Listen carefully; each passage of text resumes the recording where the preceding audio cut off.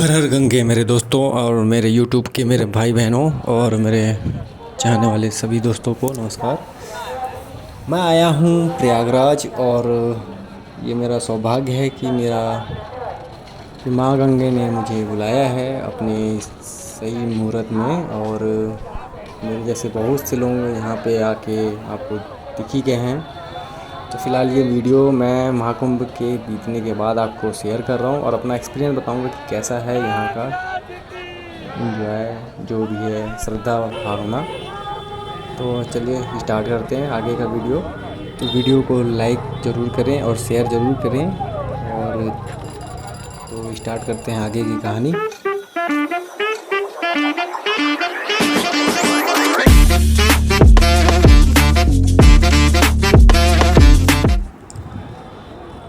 तो बताना चाहूँगा जो हमारे देश में इस महाकुंभ में कुल 66 करोड़ के आसपास गंगा स्नान किए, मतलब संगम स्नान किए हैं।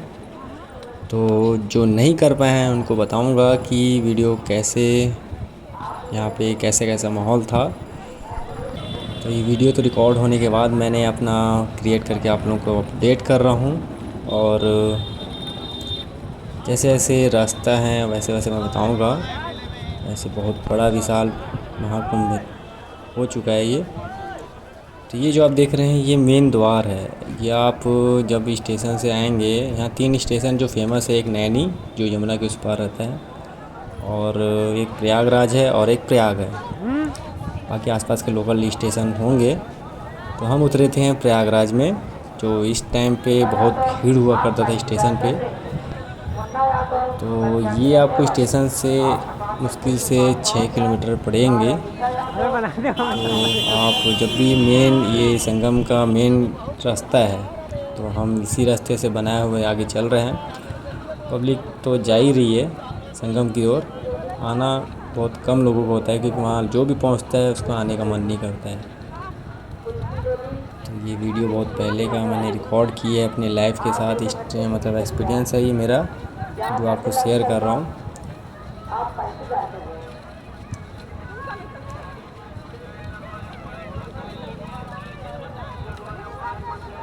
वैसे बहुत अलग अलग रास्तों से भी आया जाता है ये, और रास्ते तो बहुत हैं, आपको कितना नाम बताऊंगा मुझे नहीं पता। तो बस आगे बने रहें और मैं चाहूँगा कि आप बोर ना हो मेरे साथ। आपको जो भी मीडिया, मतलब मेरा कहना है कि जो न्यूज़ आपको दिखाया जाता है ये वही रोड है, क्योंकि यहीं से वो आना जाना करते हैं। और उनका हेड, मतलब जो इनका रहने का है, जस्ट अभी जो वीडियो चल रहा है यहीं करंट में सामने ही उनका ऑफिस बना के रखा गया है मीडिया का। और मैं अपने फैमिली के साथ आया था, तो फैमिली है ही है इस भीड़ में।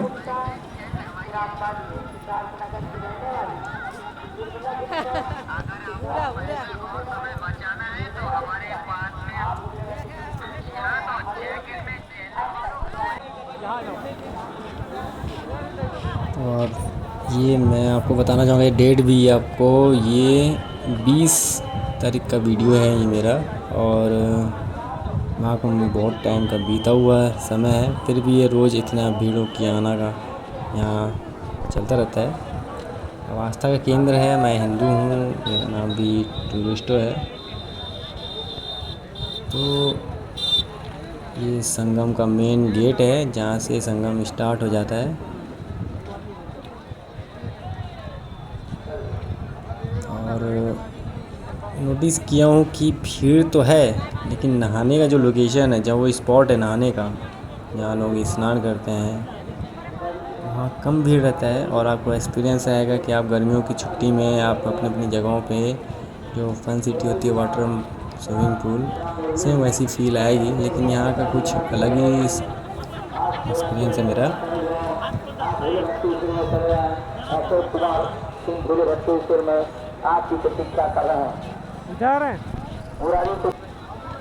अगर आप पहले फर्स्ट टाइम यहाँ आए होंगे तो आपको थोड़ा सा दिक्कत होगा, सामना होगा, यहाँ का जो मेन संगम है, मैं आपको ये भी और चीज़ बताऊंगा कि यहाँ पे एक मैपिंग किया हुआ गया था गवर्नमेंट की तरफ से। एक एक पार्टीशन, एक एक लोकेशन को पार्ट में डिवाइड कर दिया गया था, सेक्टर साइड, जैसे सेक्टर 1, सेक्टर 2, एक एक किलोमीटर के दायरे में जो भी एरिया आती है वो पूरा पार्टीशन है। तो ये है एक गेट।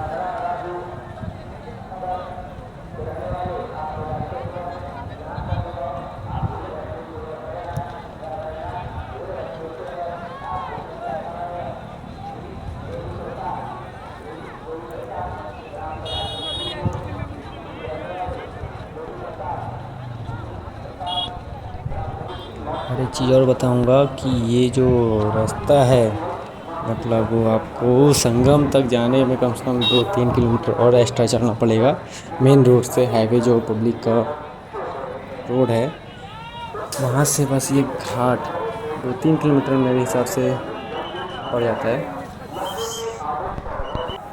तो ये जो अभी का करंट पोजीशन पे जिस जगह पे मैं खड़ा होकर रिकॉर्ड कर रहा हूँ, ये नंदी द्वार है। ये जहाँ तक ये मतलब संगम का मुश्किल से 500 मीटर दूर है, तो ज़्यादा दूर नहीं है।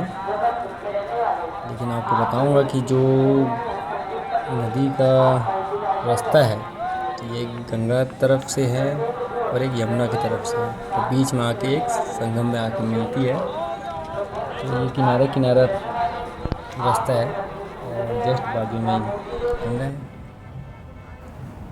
तो शाम को हम गंगा स्नान करने के बाद हम सेक्टर 6 हमारा जगह था जहाँ रुकने और थोड़ा आराम करने का। तो ये थोड़ा सा सेक्टर 6 का मैं आपको डायरेक्ट दिखाऊंगा। और सेक्टर 6 को मैं आपको बताऊंगा, ये कलाग्राम के स्थित में ही था। कलाग्राम एक ऐसा जगह है जहाँ हमेशा जितना भी दिन का जो प्रोग्राम था महाकुंभ का, वो हर दिन कुछ ना कुछ सांस्कृतिक कार्यक्रम होते रहता है यहाँ पे। तो बहुत प्रचलित ये सेक्टर 6 है। यहाँ पे छत्तीसगढ़ का, गुजरात के, सभी स्टेट के जितने भी श्रद्धालु आते हैं नहाने के लिए, उनके ठहरने के लिए पूरा व्यवस्था की गई थी। हर सेक्टर में कुछ ना कुछ यूनिक आपको पार्ट दिखेगा, आप यूट्यूब में भी देख सकते हैं। ऐसे मेरे चैनल नहीं है, अदर लोग भी, ब्लॉगर जो मेरे भाई लोग हैं उन लोग बनाए हुए हैं। तो मैं जहाँ तक घूमा हूँ, मेरी नज़रें जहाँ जहाँ देखी है मैंने, वो आपको रिप्रेजेंट कर रहा हूँ। और ये सामने छत्तीसगढ़ का स्पॉट है, जो छत्तीसगढ़ भाई बहन लोग आते हैं वो यहाँ ठहरने में बहुत है। और आपको ये भी एक चीज़ बताऊँगा कि यहाँ पे कोई चार्जेस नहीं लिया जाता है, सब फ्री ऑफ कॉस्ट, मतलब आपकी फ्री रहने का व्यवस्था है। गवर्नमेंट पूरी व्यवस्था की थी। तो ये जो कलाग्राम आपके सामने दिख रहा है, ये बहुत प्यारा एक पंडाल जैसे कह सकते हैं। यहाँ हमेशा बड़े बड़े राजनीति, जितने भी पॉलिटिक्स पर्सन रहते हैं वो आते हैं। और आज भी कोई मुख्य अतिथि आने वाले हैं पॉलिटिक्स के, तो व्यवस्था टाइट बहुत है। और इसके अंदर आप जाएंगे तो बहुत प्यारा प्यारा चीज़ दिखेगा, और मैं तो देख लिया हूँ, लेकिन आपको रिप्रेजेंट करते रहूँगा, तो मेरे साथ बने रहिएगा। बोर तो प्लीज़ ना होइए, क्योंकि ये जो आयोजन हो रहा है महाकुंभ का, ये कहा गया है कि 144 साल बाद आया है। तो आपको भी पता ही है, तो मुझे बताने की ज़रूरत है नहीं।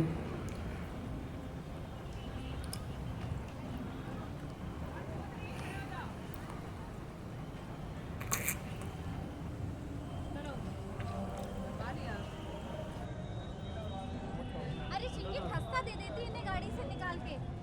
ले लीजिए खस्ता, सामने रखी गाड़ी में, खा लीजिएगा।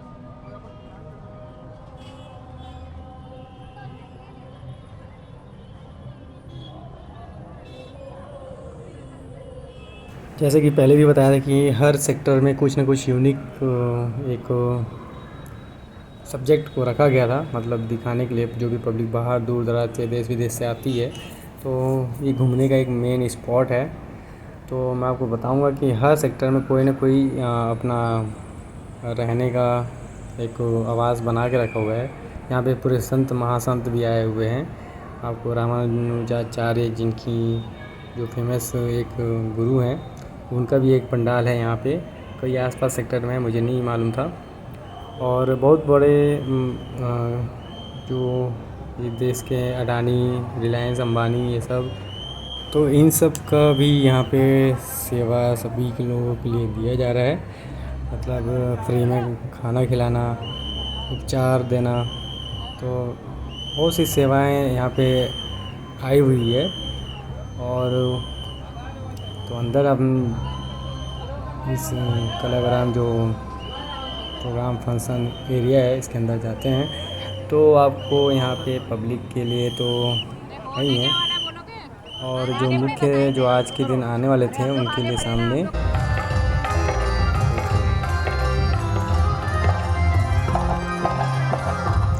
ये फंक्शन हर दिन कुछ न कुछ चेंजेस होते रहता है।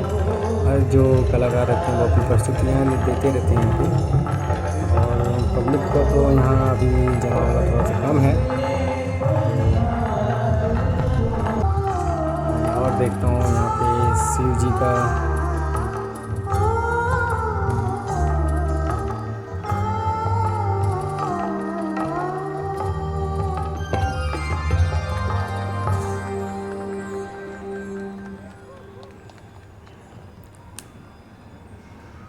आपको आगे और एक चीज़ यूनिक चीज़ दिखाऊंगा, तो राग पटदीप में साथ ही बने रहिएगा मेरे साथ। मैं बचपन से गा रहा हूँ, मैंने सोचा ये एक अच्छा अवसर है गाने का। नंदलाल को भी इस जो कलाग्राम है जहाँ मैं ये घूम रहा हूँ, वहाँ पे मेड इन जो गवर्नमेंट की तरफ से जो प्रोत्साहन दिया जाता है कि मेड इन अपना खुद सेल्फ कुछ प्रोडक्ट बनाएं और देश दुनिया में अपना प्रसार करें। तो यहाँ पर भी बहुत सी चीज़ जो बनाया हुआ है। और ये जो आपको दिख रहा है ये कलाग्राम के अंदर क्या क्या है ये आपको पूरा देखने को मिलेगा। आप पॉज करके भी देख सकते हैं। कलाग्राम में ये है, आपको ये डेट भी वाइज आपको रिप्रेजेंट कर रहा है कि 13 जनवरी से 26 फरवरी तक ये आयोजन है। मतलब कलाग्राम की बात नहीं कर रहा हूँ, महासंगम में जितने दिन हैं वो हर दिन कुछ ना कुछ यहाँ फंक्शन होते रहते हैं। और आगे और भी बहुत कुछ वीडियो आपको दिखाते रहूँगा। पता नहीं था और हमने तो ये ऐतिहासिक पूरा पुराणों के ग्रंथ में जो जो क्या क्या मुख्य उद्देश्य हैं वो आपको दिखाया गया। प्राचीन मतलब पुराने टाइम के, और जिनकी कलाकृति बहुत फेमस है, जिनको अपना टैलेंट बहुत प्यारा है, तो वो यहाँ पे उनका सिलेक्शन हुआ है। तो ये उनका लगाया हुआ है, पूरा हाथों से बना हुआ है ये। और ये कोई आर्टिफिशियल नहीं है कि मशीन से बना के, ये पूरा बनाया हुआ है जिनको यहाँ पर रिप्रेजेंट किया गया है। और कुछ स्टोरी भी शेयर किया जा रहा है कि कैसे कैसे ये महासंगम में क्या पौराणिक कथा है, वो सब आपके सामने ये रिप्रेजेंट हुआ है। और हमारा सनातन धर्म भी एक ऐसा ही चीज़ है जो आज से तो है नहीं, बहुत पुराना, हज़ारों सालों पुराने हैं। तो ये कुछ सबूत भी यहाँ पे रखा गया है कि किस तरह से हमारा सनातन धर्म, मतलब हमारे देवी देवताओं किस टाइम से पूजा किया जाता है। कुछ सबूत भी है, ये सब आपको दिखाने की ज़रूरत नहीं है, लेकिन आप भी जानते ही हैं। लेकिन जो प्राचीन मंदिर है उनके कुछ अवशेष यहाँ पे फ़ोटो शो किया गया है।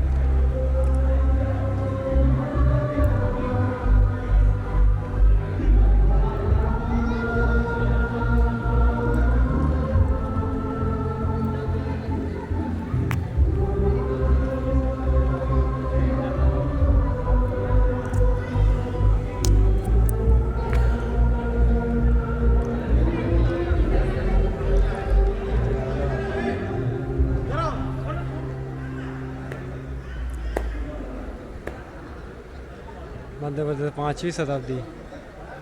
तो आप जो सामने देख रहे हैं ये पूरे मंदिर के अवशेष हैं। 9वीं शताब्दी। हर जगह जगह के अलग अलग जगहों पे जो हमारे प्राचीन मंदिर हैं उन पे जो कलाकृति बनी हुई है, उनका स्टैचू, उनका एक फ़ोटो फ्रेम यहाँ पे आपको शो किया जा रहा है, ताकि आप भी जानें कि कितने पुराने समय से ये रिप्रेजेंट हुए हैं।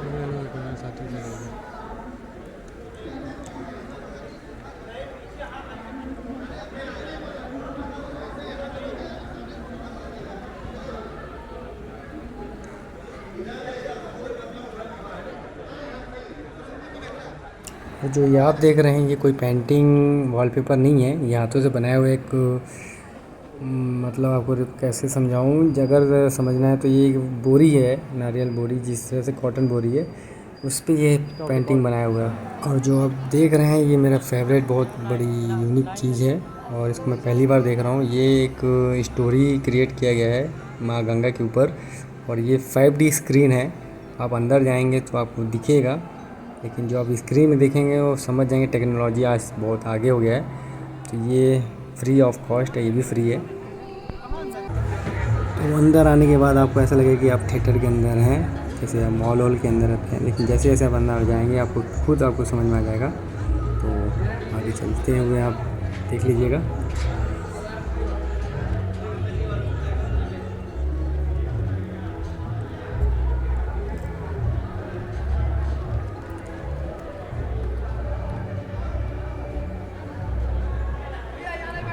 तो ये है मेरा फेवरेट जगह, जहाँ पे लोग पब्लिक नीचे बैठ के इसका एंजॉय करती है। और ये एक 5D स्क्रीन है, मतलब आपको मैंने लाइफ में पहली बार ये स्क्रीन देख रहा हूँ। ऐसे 7D भी रिप्रेजेंट हो चुका है इस दुनिया में, लेकिन ये जो 5D है ये एक अलग ही टेक्नोलॉजी मेरे सामने पहली बार देख रहा हूँ।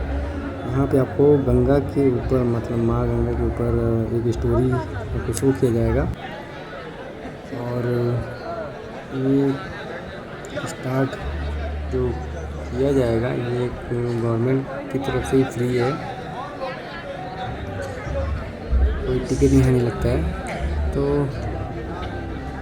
जब आप आगे आगे देखेंगे तो बहुत प्यारा आपको अनुभव होगा। आपको स्क्रीन में इस तरह से दिखेगा, लेकिन जब आप सामने रहेंगे तो और इसको अपनी आँखों से देखेंगे आपको मुंह से जो अंदर की आवाज़ है वो वाव लगेगा। तो कुछ बस टाइम होने वाला है, स्टार्ट होने वाला है ये, तो देखिए। परिधि तक हर चीज अपने केंद्र की ओर आकर्षित होती है। इस पृथ्वी पर एक ऐसा केंद्र है जो न केवल मानवता की आस्था और भावनाओं को, बल्कि उनकी आत्मा की गहराइयों को भी अपनी ओर खींचता है। महाकुंभ क्या है वह शक्ति जो हम सबको एक सूत्र में बांधती है? गंगा।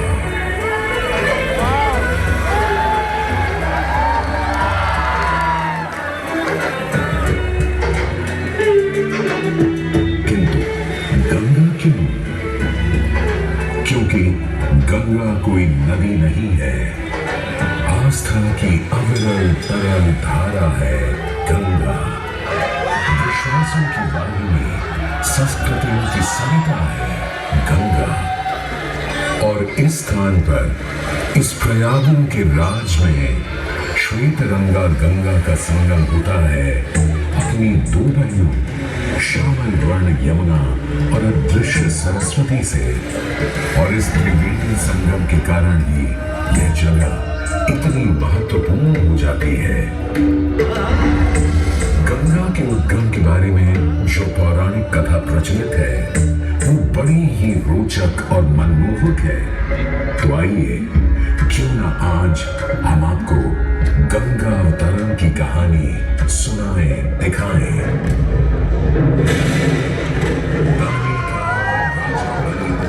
करता था दंड, पूरी पृथ्वी पर फैला था उसका ही आतंक। उसके आतंक को रोकने विष्णु ने धरा एक रूप, 52 अंगुल का बौना बनकर पहुंचे जहां था भूत। सारे दरबारी बौने ब्राह्मण पर हंसे, पर बाली ने जब उसे दान मांगने को कहा तो उसने कुटिया बनाने को केवल 3 पग भूमि मांगी। पर जब बौने ब्राह्मण ने भूमि नापनी शुरू की तो जैसे भूचाल हो गया। वामन ने पहले पग में पूरी धरती नाप ली और अगले कदम से स्वर्ग। ब्रह्मा जी ने भगवान विष्णु के चरण धोकर इस जल को अपने कमंडल में भर लिया और अब वामन अवतार ने अपना तीसरा पग बलि के सिर पर रख उसे पाताल लोक भेज मुक्ति दे दी।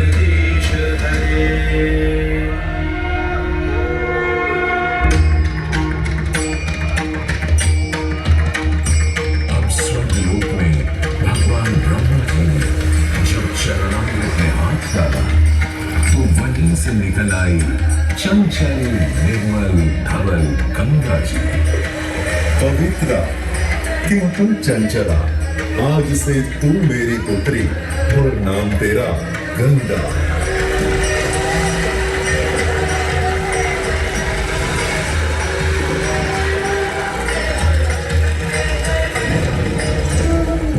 कुछ समय बाद सतयुग में इक्ष्वाकु कुल के सूर्यवंशी राजा सगर ने सारे संसार को जीतने के लिए एक अश्वमेध यज्ञ का संकल्प किया।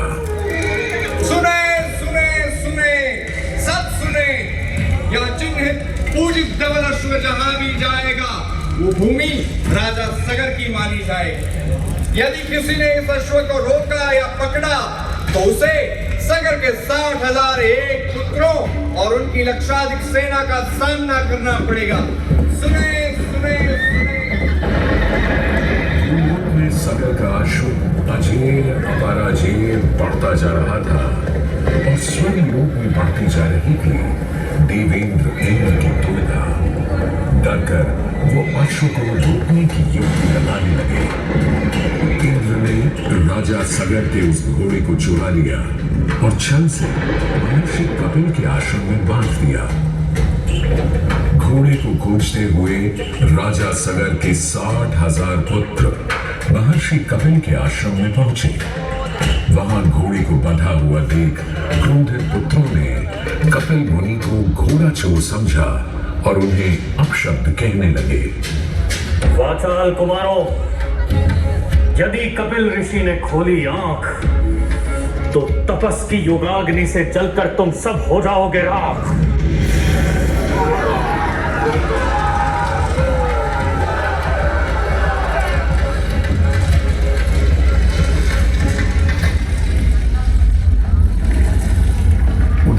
सगर थे चिंतित, न अश्व का पता था न पुत्रों का कोई समाचार। पिता का दुख देख पुत्र अंशुमन चल पड़े खोज कर।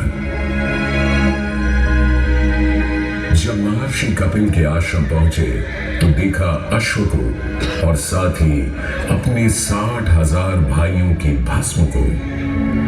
महर्षि से की क्षमा याचना और पूछा तर्पण का उपाय। तुम्हारे भाई थे घमंडी, अविवेकी और अभिमानी। भस्म कर दिया उन्हें मैंने, जो उन्होंने मेरी नहीं मानी। गंगाजल, केवल गंगाजल ही दे सकता है मुक्ति उन्हें, जो भस्म हुए तुम्हारे परिजन। अंशुमन को अपने भाइयों के तर्पण के लिए गंगा को लाने का बहुत मन था, किंतु किसी को राजधर्म भी तो निभाना था और राज भी चलाना था। देखते देखते 7 पीढ़ियां गुजर गईं, पर 7 पीढ़ियों के बाद समय आने पर राजकुमार भगीरथ ने राजा बनने से साफ मना कर दिया।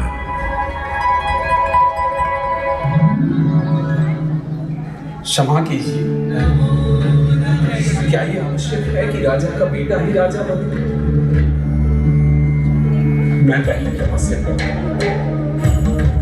और फिर ब्रह्मा से गंगा को मांग कर पृथ्वी पर ले आऊं और फिर उनके पावन पवित्र जल से अपने 60,000 पूर्वजों का तर्पण करूं।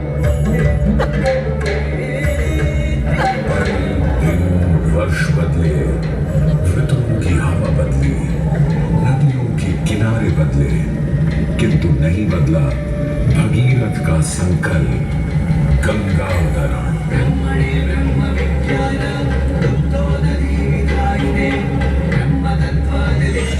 पुत्र भगीरथ, हम तुम्हारे तप से प्रसन्न हैं। बताओ क्या आशीर्वाद चाहिए? हे भगवान, मेरे पूर्वज के तर्पण के लिए मुझे आपकी पुत्री गंगा चाहिए। तथास्तु। किंतु यदि गंगा स्वर्ग से सीधे धरती पर गिरी तो पृथ्वी को चीरते हुए गंगा सीधे पाताल में पहुंच जाएगी। इसलिए तुम भगवान शिव शंकर को मनाओ ताकि गंगा जब स्वर्ग से नीचे उतरे तो वो उसे अपनी जटा में थाम ले। अब भगीरथ ने एक अंगूठे पर खड़े होकर भगवान शंकर को मनाने के लिए शिव शंकर का जाप शुरू कर दिया।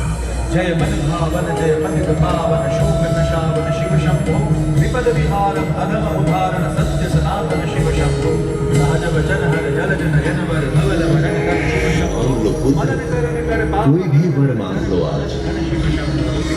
हे प्रभु, जब गंगा स्वर्ग से धरती पर गिरे तब आप बीच में उन्हें अपनी जटाओं में साध ले, नहीं तो पूरी पृथ्वी नष्ट हो जाएगी। बस इतनी सी बात? ठीक है, ब्रह्मदेव से कहो शिव तैयार है, आने दो गंगा को, आने दो।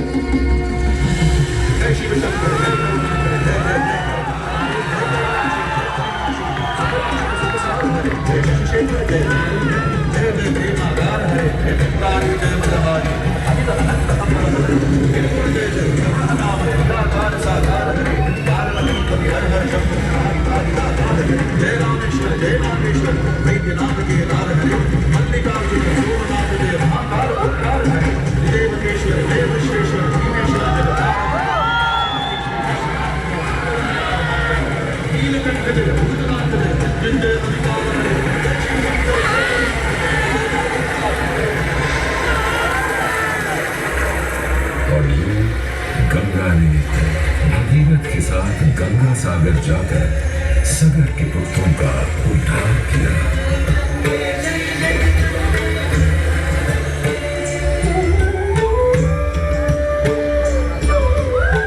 साथ ही वह भारत की सबसे महत्वपूर्ण नदी बन गई, जिसका भारत के जीवन में धार्मिक, आर्थिक, सामाजिक, ऐतिहासिक अभिदान अनंत है। हे मां गंगे, हे जगदम्बे, हे मां गंगे। मोक्षदायिनी गंगा का यमुना और सरस्वती के साथ त्रिवेणी संगम मोक्ष का संगम है। प्रत्येक 12 वर्षों में यह महाकुंभ का स्नान करता है सर्व सिद्धि प्रदान और देता है मोक्ष का वरदान।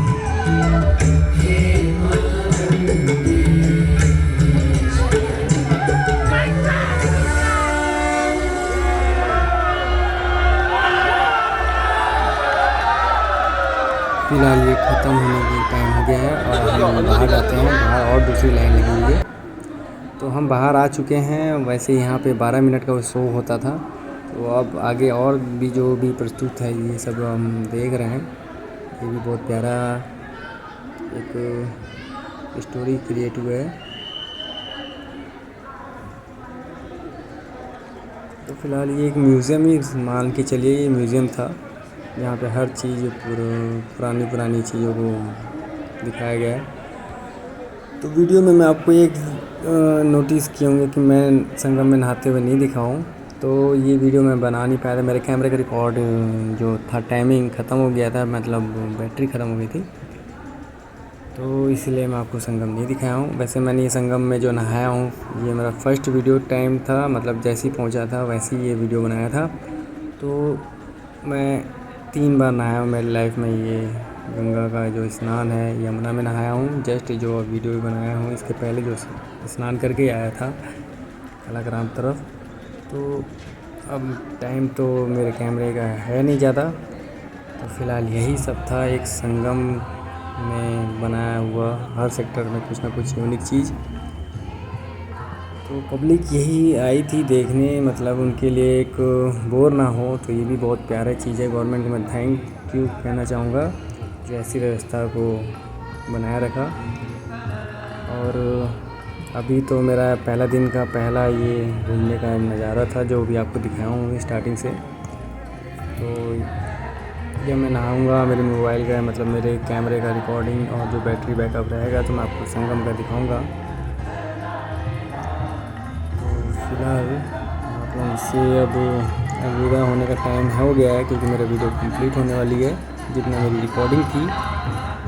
और ये बस आपको एक रिलैक्स महसूस कराने की जगह है। बाकी जो मेन स्पॉट तो महात्रिवेणी संगम जगह है। तो अब ये इतना ही मैं घूमा हूँ और जितना घूमता उतना आपको दिखा देता हूँ।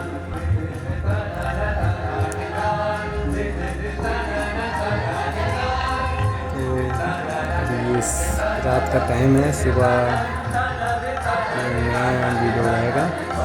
तब तक के लिए आपसे अलविदा लेता हूँ। और कैसा लगा वीडियो आप कमेंट में ज़रूर बताएं, लाइक ज़रूर करें, शेयर ज़रूर करें।